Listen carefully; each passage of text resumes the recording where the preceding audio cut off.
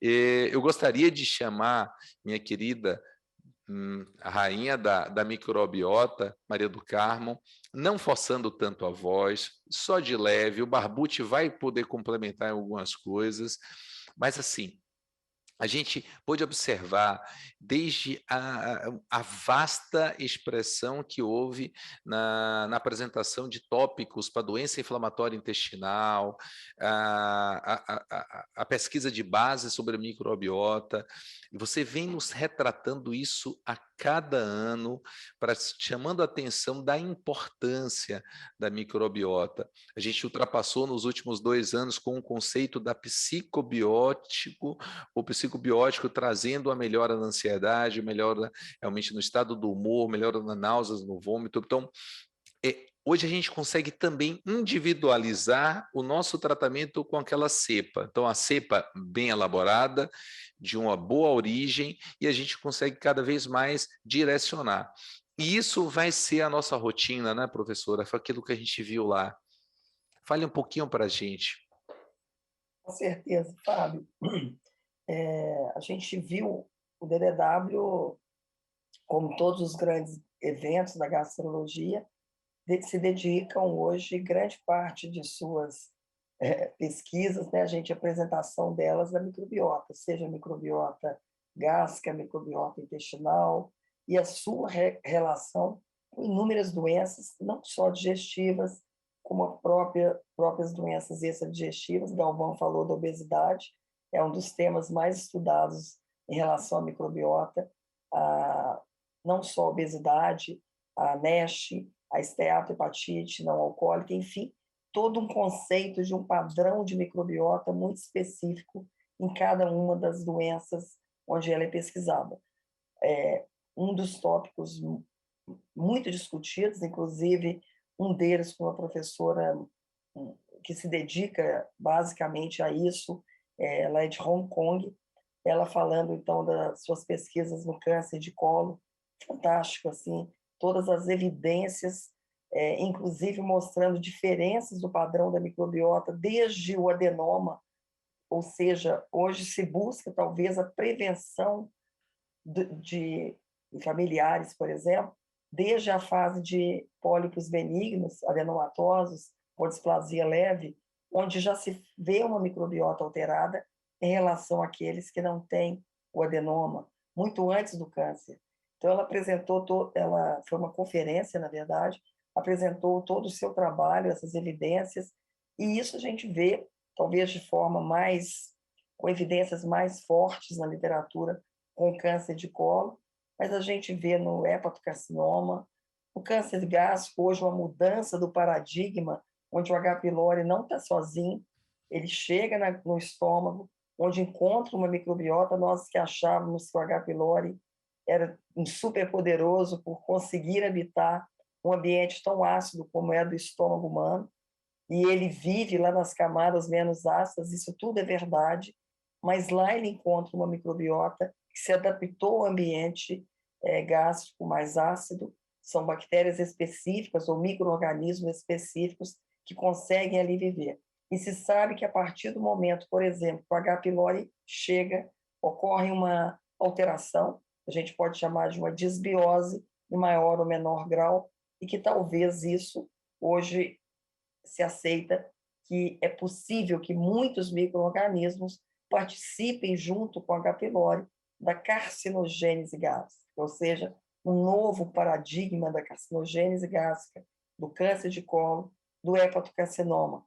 Mas o que é mais interessante, ou tão interessante quanto, é a gente ver os estudos também no DDW, especialmente em pôsteres, falando da microbiota na correlação, por exemplo, com câncer de tireoide, com linfoma, ou seja, com neoplasias extradigestivas, inclusive com as doenças neuro, como você acabou de falar, dos psicobióticos, com doenças extradigestivas, aí falando das doenças neuropsiquiátricas. Então, é um mundo, né, Fábio, que se desabrocha.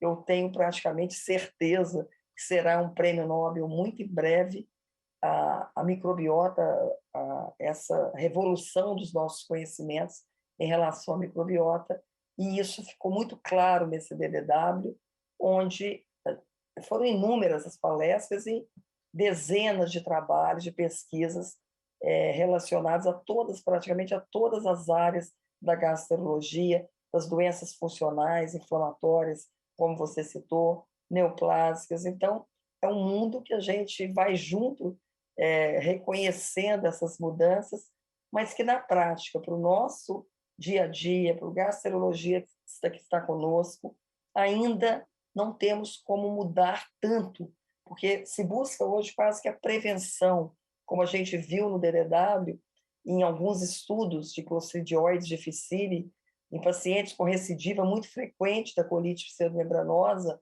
buscando cepas probióticas específicas, e foi conseguido isso no grupo da Noruega, onde eles, em 8 cepas probióticas, eles conseguiram uma redução de quase 80% de colite pseudomembranosa em pacientes com recidiva. Ou seja, nós sabemos que nesses casos refratários, o papel do transplante da microbiota fecal é fundamental. Nós temos essa experiência também em Belo Horizonte, que é igual da literatura, mas nesse DDW surgiram não só mas alguns trabalhos mostrando que combinações probióticas e até mesmo esporos oferecidos a esses pacientes podem mudar a sua microbiota e mudar completamente a evolução, mostrando que, nesses casos, possivelmente ocorra, de fato, uma desbiose aguda e que a modulação dessa microbiota com probióticos, dieta, estilo de vida, pode ser tão importante como o uso de probióticos, de antibióticos e talvez, quem sabe, até diminuindo a indicação do transplante de microbiota fecal nos centros de investigação, pelo menos isso tem sido mostrado. O que mais te chamou a atenção? Quais são, talvez, assim, 3 mensagens que a gente poderia levar para casa? Em relação à microbiota, acho que essa mensagem aí de que a microbiota está sendo estudada em todas as áreas da medicina, nas doenças Perfeito. metabólicas, no diabetes, na obesidade. O oncologista hoje estuda não só o papel da microbiota, por exemplo, no câncer de colo, como a interferência dessa microbiota na resposta à quimioterapia, na resposta aos neuromoduladores, enfim, isso é incrível, assim, o quanto a microbiota tem sido pesquisada em todas as áreas da medicina, particularmente na gastroenterologia, porque a microbiota, a mais importante, é intestinal. Então, ela é nossa, como o Galvão disse, tem que ficar conosco, mas ela está com os neurologistas, com os psiquiatras, com os oncologistas, enfim, todos estudam hoje a participação da microbiota na medicina em geral, e nós temos essas evidências na nossa gastroenterologia de forma muito clara.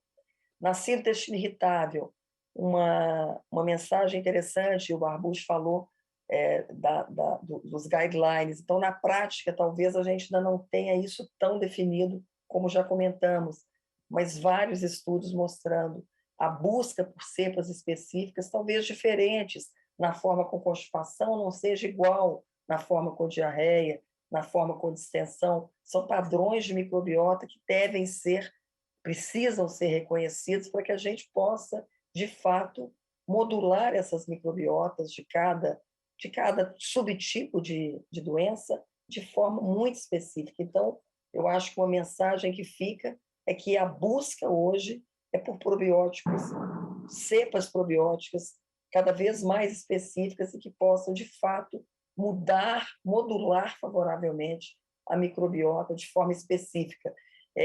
Eles falaram até numa mesa de microbiota de uma medicina personalizada, onde entra a genética, a metagenômica, a microbiota, o estilo de vida. Enfim, isso é futuro, né, Fábio? Não sei nem se a gente vai ver essas mudanças todas, mas é incrível. E outra mensagem que eu acho que fica, e é muito importante, é a genética, é a metagenoma da microbiota. Isso tem sido muito estudado, especialmente no câncer, da doença inflamatória, e com certeza vai mudar a direção desses tratamentos, ou pelo menos ser mais um alvo terapêutico muito em breve. Então, a importância da microbiota, da sua participação nas doenças, como no eixo cérebro-intestino, na neurogastroenterologia, não há dúvida, na minha opinião.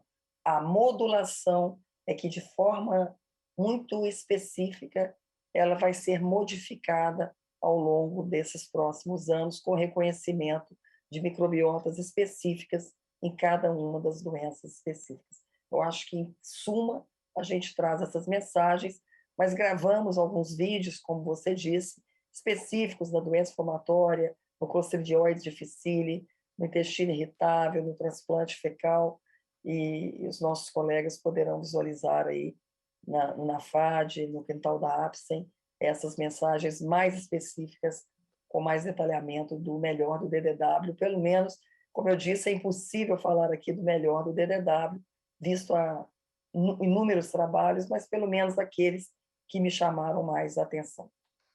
Foram pílulas, né, minha querida Pro? A gente quis, assim, colocar pílulas para elevar, para inspirar e para realmente instigar as pessoas a fazerem essa pesquisa. E eu queria trazer o Viebig, que ele é o nosso filósofo da neurogastroenterologia, ele vindo lá do professor Pontes, onde olhava olho no olho, coração no coração, mão com a mão, e cada vez mais essa medicina individualizada, querido Viebig, a gente podendo dominar a microbiota e dominando a mente e a relação da mente com toda essa modulação intestinal, a gente vai ter uma mudança muito grande no paradigma da relação médico-paciente, concorda? Concordo, inclusive, Fábio, porque sim, faz parte da minha filosofia de atendimento, de postura diante do paciente, não largar ele sem conhecê-lo muito bem, né? Eu não deixo ele sair do consultório e, se for necessário, eu peço para ele voltar. Isso eu aprendi com o professor Pontes. Mas o que mais assim, me faz muito feliz, né, na carreira médica, que já são 40 e poucos anos de formado, né? Nem acredito que isso é possível, mas estamos aqui, né? Uma vez, num evento aqui em São Paulo, fui recepcionado pelo Dr. Jaime Ezik, né? E ele me falava da importância de uma palestra que ia ter naquele evento, que seria pronunciada pela doutora Maria do Carmo. E aí eu cheguei perto da Du, falei, aí, tudo bem? Então, a gente se viu em congressos, lá foto e tal. E a Du falando assim, temos um grande desafio. Essa microbiota vai ser para valer. A gente estava sentindo que, na verdade, nascia dentro de nós, gastroenterologistas, né, a ideia daquele algo a mais que a gente não conseguia enxergar tão bem. A gente tinha indícios disso, né? De vez em quando, me lembro, dava sulfa, dava algum antibiótico, né? Em alguma situação especial, né? Muitas vezes lutando como um Don Quixote contra algo que você não estava vendo, né? Essa que é a verdade. E agora a gente vê a evolução toda, aonde a gente está chegando em nível de conhecimento. E isso aliado a toda aquela medicina tradicional, se é bem aplicada, isso só pode resultar num benefício muito grande, né? E a gente tem que aguardar aí estabelecer essas ligações, né, para que a gente fique mais seguro. Mas, de qualquer maneira, isso é um pouco de história aí, Fábio. Eu sempre tenho uma historinha para contar, né? Sempre. Dessa vez foi Maria do Carmo, nesse evento, falando, e agora? O que nós vamos fazer com isso? Tá aí a mostra. Não sei quantos anos depois, viu, Du? Isso parece que foi ontem, então vamos em frente. Tá? Então, falando em história, já podemos avisar que vamos ter lançamento de mais um livro histórico? Vamos ter uma segunda edição, né? Terceira. Que será lançada no Fórum Neurogastro, mais a edição nova do nosso manual, vamos assim dizer, né? De como fazer e interpretar os testes de motilidade no laboratório, né? tem a colaboração da Carla, do Fábio, do Bravin, do Gerson, enfim, até o Galvão entrou nessa dança dessa vez. Não podia deixar de ser. E com certeza vai ser muito legal, vai brilhantar o evento, a participação desses colegas todos que não se recusaram a colaborar com a gente. Então é isso aí. Vamos lá. Ô, Fábio, Oi. eu, como moderador, eu gostaria de aproveitar a oportunidade para fazer 2 perguntas para a professora, que eu tenho muita curiosidade. Se ela viu alguma coisa no DDW sobre 2 temas. O uso de probióticos nas doenças cutâneas, atopias, rosácea, e nas vaginoses, que eu estou vendo com uma frequência muito grande os ginecologistas utilizando de forma empírica. E a segunda coisa que eu gostaria de saber, eu tenho recebido alguns pacientes, que o nosso laboratório faz teste respiratório.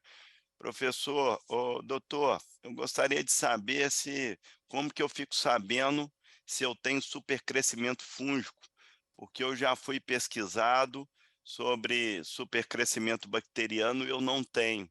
E eu tenho toda a clínica porque eu vi no Google a respeito disso. E eu vou te falar, eu procuro na literatura e não tenho respostas.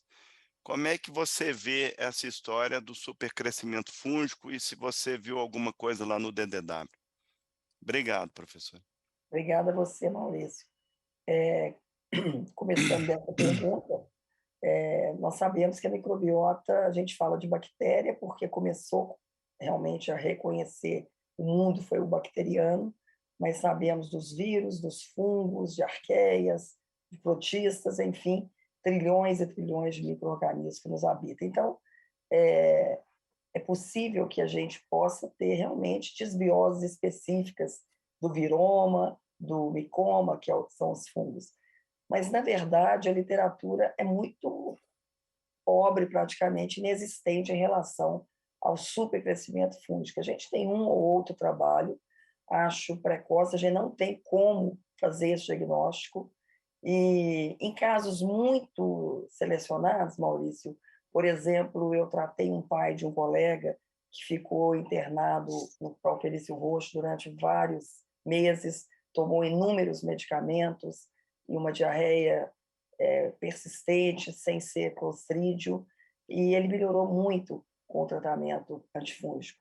Mas são casos, eu acho que a gente tem que ter muito cuidado nesse diagnóstico e nesse tratamento de prova com antifúngicos. Eu acho que pensar muito em todas as possibilidades de diagnóstico diferencial, o supercrescimento vai ser um deles, bacteriano. A resistência ao supercrescimento bacteriano eu acho muito mais provável do que o fúngico, em princípio, principalmente se não há uma imunossupressão e esse paciente não for um politratado de antibióticos. Então, a experiência minha é pequena, não vi nada a respeito disso no DDW. Você tem toda a razão, são muito poucos os estudos publicados.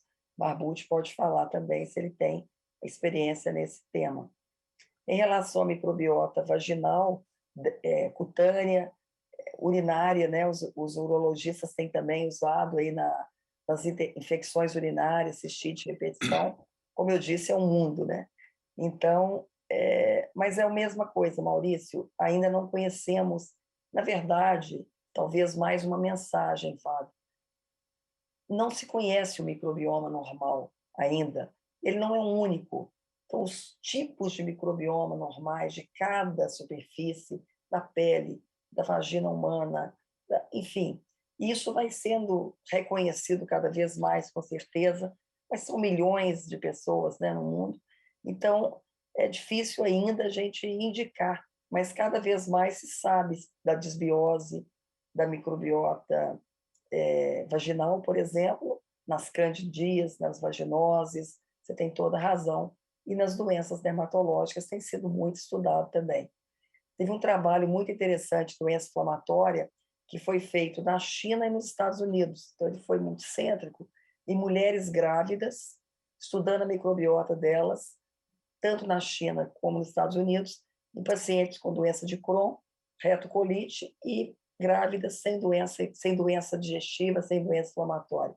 E foi muito interessante que o padrão da mudança da microbiota intestinal das mulheres grávidas com doença de Crohn eram muito semelhantes na China e nos Estados Unidos, ou seja, diferenças de dieta, de peso, de estilo de vida, mas a microbiota era extremamente parecida das grávidas com doença de Crohn, que diferiam muito das grávidas sem doença inflamatória. Então, mais uma vez, a gente viu nesse DDW, nesse estudo multicêntrico, que há de se buscar realmente reconhecer essas microbiotas específicas de cada condição para que a gente possa, no futuro, talvez utilizar probióticos, sim, mas se fala muito hoje de utilizar metabólitos dessa microbiota, aminoácidos dessa microbiota, o butirato, tão estudado aí no câncer de reto, na microbiota do câncer de reto.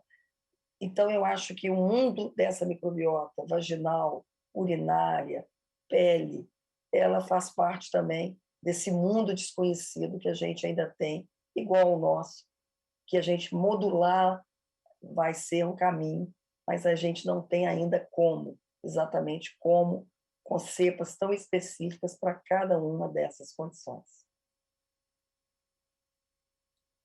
Perfeito, perfeito.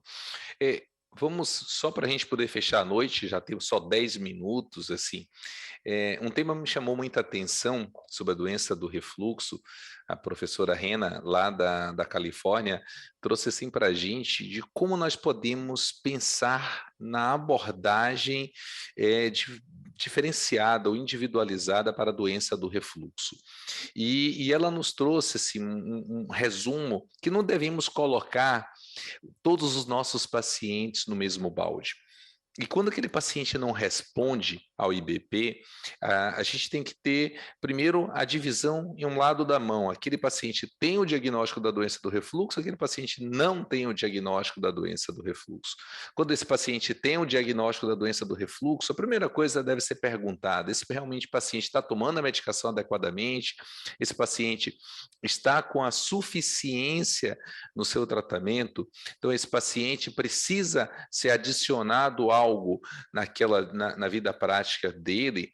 O paciente tem algo adicional, tem uma superposição de uma outra patologia funcional. Como é que está a avaliação psicossomática? Como é que está a avaliação da ansiedade, da depressão, da angústia desse paciente? Porque muitas vezes nós temos as duas doenças caminhando paralelamente. Então, o paciente pode ter realmente uma doença refratária, com aquele paciente que tem a evidência, ou por uma pH-metria, impedância pH-metria com tempo de exposição ácida acima de 6, ou uma endoscopia por Lyon, grau C ou grau D, e agora, pelo consenso americano, por grau B, esse paciente realmente não está conseguindo cicatrizar a despeito do IBP dose dobrada por um período de 3 semanas. E do outro lado, aquele paciente que não tem o diagnóstico diferencial, é o paciente que não tem o diagnóstico de certeza da doença do refluxo, mas é o paciente que tem uma pH-metria com tempo de exposição ácido abaixo de 4. Esse paciente pode ter ali uma pirose funcional, uma hipersensibilidade ao refluxo ou outras patologias. E muitas vezes nós colocamos um carimbo nesse paciente apenas com uma pirose refratária ou com uma doença refratária sem uma investigação. E ela nos traz para uma luz no que não devemos, e ela colocou algo muito interessante. São vários bonequinhos juntos que a gente poderia pensar. Nem todos estão cabendo na mesma caixa. Então, nós temos que realmente refletir como é que está sendo a nossa abordagem a esse paciente. E aí, traz por várias outras sessões, mostrando a importância da impedância e pH-metria na observação realmente dos fenótipos da doença do refluxo, a importância da observação da integridade da mucosa, a observação do conceito da atitude, não só da hipersensibilidade ou da hipervigilância esofágica, mas também de um conceito muito novo, da aplicabilidade dos conceitos psicossomáticos no esôfago. E assim, aquela antiga abordagem que nós tínhamos, que o paciente, de um lado extremo, era doença erosiva e do outro lado era doença funcional, onde tinha pouca exposição ácida e muito mais hipersensibilidade, cada vez mais está sendo perdida. Essa está sendo imbricada. E um trabalho muito interessante que mostrou que a validação de conceitos da depressão, da ansiedade, da angústia, do medo do paciente pode ser dado em todas essas esferas, tanto no paciente com doença erosiva quanto no paciente com doença não erosiva. O que demonstra isso? Não devemos só apostar que nosso paciente que tem uma doença erosiva não tenha um componente funcional. Então, a importância que eu observei de todas essas sessões que fala sobre os fenótipos é, mais uma vez, a individualização. Então, nós estamos falando a noite toda sobre individualizar, sobre o conceito de poder observar, de acompanhar, de aplicar técnicas, de aplicar métricas, mas, acima de tudo, ter o senso da observação da relação médico-paciente. Então, foram trabalhos brilhantes. Assim, para vocês terem uma ideia, a validação do conceito de vida. Tinha um trabalho vindo lá do grupo de Amsterdã, no qual colocava um device no paciente, para colocar o paciente para deitar do lado esquerdo, provando que simplesmente o paciente deitando do lado esquerdo, o paciente melhora a qualidade de vida. O paciente que demora 2 horas para poder deitar, melhora a qualidade de vida. Então, aquele passo que a gente precisa orientar o paciente também, como viver melhor, como tomar melhor as medicações e como a gente adicionar drogas. Então, eu gostaria de deixar esses pontos, essas pílulas, nós vamos estar falando isso nos nossos vídeos. O adiantar da hora nos solicita que a gente interrompa, infelizmente, era para a gente passar aqui a noite toda, mas a gente gostaria de convidar vocês, nós teremos mais debates ao longo desse mês e, principalmente, gostaríamos de deixar uma mensagem. Dia 29 de outubro, nós vamos estar com o Olhar 360 Graus. Vai ser, carinhosamente, a gente vai debater, vamos ter tempo realmente para ter uma compreensão macro sobre o eixo cérebro-intestino-microbiota, as diversas afecções que podemos ter, como a gente vai poder tratar, como a gente vai poder abordar melhor o nosso paciente. Vai ser um evento que a gente vai transmitir num sábado, com todo esse time vai estar lá com vocês, e mais outros colegas convidados, que vai ser o esquenta, como a gente está agora na Bahia, a gente fala do grito do carnaval, para o grande fórum da Sociedade de Motilidade, que vai blindar com chave de ouro essa gestão de 4 anos do professor Viebig, que realmente foi uma gestão extremamente inclusivista e que nos trouxe a nova neurogastroenterologia, trouxe os novos motilistas, como a professora Maria do Carmo fala. Ele colocou uma pílula de plutônio, a gente trabalhou sem parar, e a gente realmente começou a produzir muito bom. Então, eu gostaria de agradecer a cada um desses professores, desses amigos que estão aqui. Eu gostaria de deixar a palavra para cada um de vocês se despedirem, tá? E a última vai ser do professor Viebig, que vai fechar essa com chave de ouro, convidando a todos. Então, Carlinha, dê seu oi, minha amada. É sempre bom estar aqui, né? Isso é chover no molhado, assim, né? É maravilhoso estar aqui aprendendo, ouvindo, trocando experiências. E é uma gratidão enorme essa oportunidade que a gente tem de estar aqui e a audiência que a gente tem. Então, só gratidão, é isso aí. Carlinha, só um tópico. Eu sei que você palpitou o coração quando o professor Hall falou sobre manometria no retal. Rapidinho. Conte pra gente, realmente a manometria no retal de alta resolução é top ou não é? Eu não vou deixar você sem falar isso. Não, rapidinho, assim, professor Satish Hall... Carlinha, rapidinho, eu vou cortar você por uma coisa, nós ainda temos 133 colegas, tivemos, assim, a audiência passou por aqui mais que 250 pessoas, e estamos ainda com 133, depois de 1h30, é gratificante demais, né, Cal? Então, fale para a gente rapidinho. Não, o professor Satish Rao, ele tem uma vasta experiência em manometria anorretal, em biofeedback, né, professor Webini? E com algumas publicações, ele é o atual diretor da Universidade da Georgia, não, da parte de neurogastroenterologia e motilidade digestiva da Escola Médica da Georgia, e ele fez uma aula sobre biofeedback, e foi muito interessante, uma aula de biofeedback em que ele fez uma revisão, e ele começou a aula dele de uma forma muito interessante, perguntando na plateia quem eram as pessoas que conheciam o que era biofeedback, e é lógico que aquela plateia era uma plateia específica que estava lá assistindo isso, né? E quem achava que biofeedback resolvia, né? Na plateia, a grande maioria achava que sim, mas ele começa a aula dele dizendo que quem tem que existir motivação para quem faz biofeedback, a equipe, o médico que indica, o fisioterapeuta que trabalha junto e o paciente, que senão não tem resultados. Mas ele fala sobre vários aspectos e isso foi muito interessante, ele traz aí o aspecto tanto da sinergia de assoalho pélvico, que vai casar aí com o diagnóstico da constipação, né? Em torno de 25%, 30% dos pacientes constipados têm algum grau de sinergia, de anismos, que é o que a gente chamava anteriormente, de evacuação obstruída, e o nome atual que a gente utiliza é de sinergia de assoalho pélvico, mas todos esses nomes ainda, essas nomenclaturas se misturam, né? E a gente sabe que tem esse componente que precisa muitas vezes ser resolvido nos pacientes constipados. Traz também o aspecto do biofeedback na incontinência fecal, né? E em outras alterações. Então, os dois aspectos mais importantes e o papel também da manometria no diagnóstico dessas alterações, né? Então, muito interessante a aula, foi muito válida essa revisão que ele fez, muito interessante mesmo. Então, dê seu abraço para todos nós. Então, Convide para o curso híbrido, fale um pouquinho do curso híbrido que a gente terá.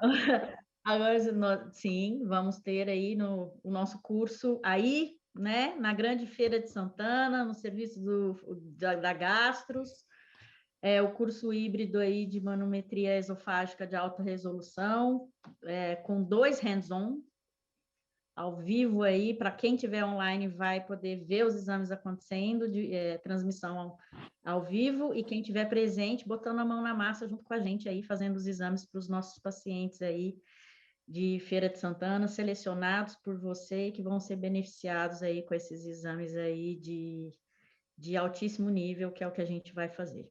Não é isso? Venham participar. Quem quiser fazer manometria esofágica, nós estamos esperando vocês. Bravin? Agradecer, né, a oportunidade de aprender mais ainda. Complementando meu amigo Fábio, pelo menos 20% da nossa plateia aí é refluidor, né, estatisticamente. Considerem experimentar o decúbito lateral esquerdo, que está comprovadamente associado a menos refluxo na posição de decúbito. Parece ser muito mais confortável e melhora a qualidade do sono. Tá? Isso aí são trabalhos de 2017 para cá e já faz parte do último consenso. A outra situação é a questão do peso para o refluxo, muitas vezes negligenciado.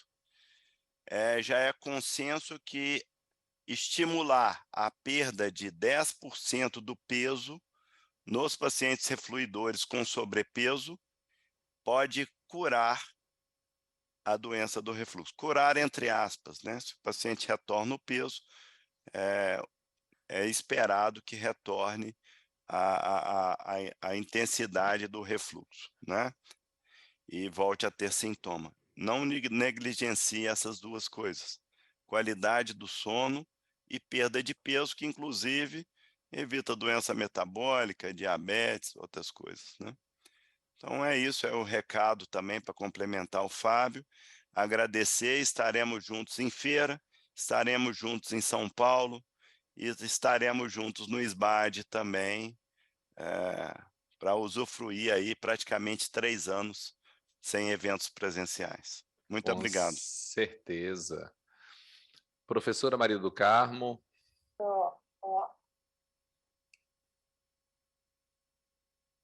Só agradecer, viu, Fábio, a todos vocês, o NAFAD, amigos queridos aí, essa oportunidade de estar participando aí com vocês e dizer quanto eu aprendi também com todos, né, com todos esses temas, e como é bom, né, passar uma noite aí aprendendo e já dormir com mais conhecimentos. Em relação à microbiota, o que sabemos é uma gota e o que ignoramos é um oceano. Mas vamos chegar lá. Eu só não sei se eu vou ver esse oceano tão grande como aí o da Bahia, mas com certeza muitas coisas virão nos próximos anos. Estou indo para Viena, sexta-feira, tentar aprender um pouco mais no europeu, buscando os conhecimentos aí da microbiota. Minha querida professora, na Bahia, a gente chama rainha, assim, a gente titula de rainha as pessoas mais importantes que a gente considera. A Carla é a nossa rainha da motilidade, você é a nossa rainha da microbiota. Então, muito obrigado por tudo que você contribui, por tudo que você faz de diferença e sua generosidade para todos nós, tá bom? Sempre disponível, estaremos juntos esse ano muitas vezes ainda.